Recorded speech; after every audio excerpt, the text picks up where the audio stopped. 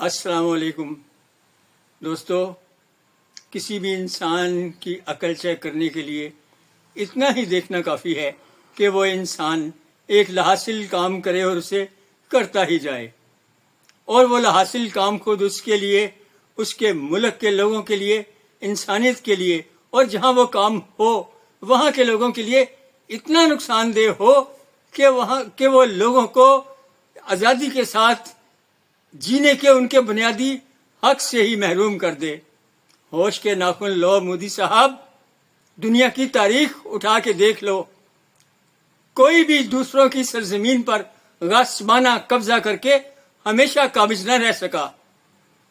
دنیا کی super power روس اور امریکہ نے بھی ایسا ہی کیا تھا، لیکن کیا ہوا؟ کیا وہ ہمیشہ افغانستان پر قابض رہ سکے؟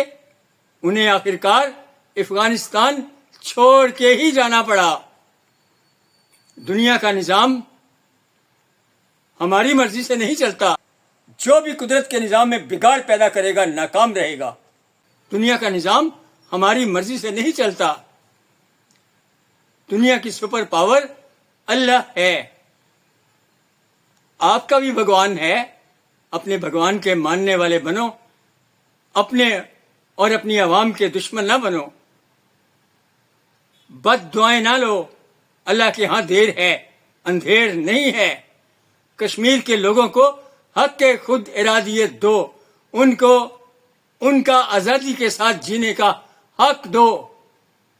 عقل اور دانائی یہ ہے کہ آپ کے پیش نظر انڈین عوام اور ان کی خوشحالی ہو۔ آپ کے پیش نظر انڈین عوام اور ان کی خوشحالی ہو۔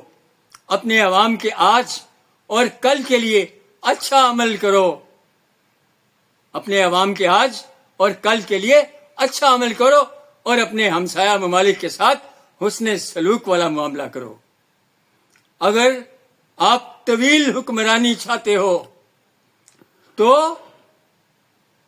انسانوں کی دعائیں لو، انسانوں کے دلوں میں رہو، انسانوں کی دعائیں لو اور انسانوں کے دلوں میں رہو، انسانوں کے دلوں پر حکمرانی کرو۔ اعلیٰ ظرفی اور اچھے انسان ہونے کا ثبوت دو۔ کشمیر سے اپنی فوج واپس بلاؤ اور تاریخ میں امر ہو جاؤ۔ اور دیکھو، پانی آپ نے پیدا نہیں کیا، پانی دنیا میں آپ نے پیدا نہیں کیا، یہ قدرت کی نعمت ہے۔ کیا کرو گے انسانوں کا پانی روک کر؟ اگر عقل ہے تو سوچو، اگر عقل ہے تو سوچو۔ تمہارے لیے میری دعا ہے کہ تمہارا بھگوان تمہیں دانائی عطا کرے۔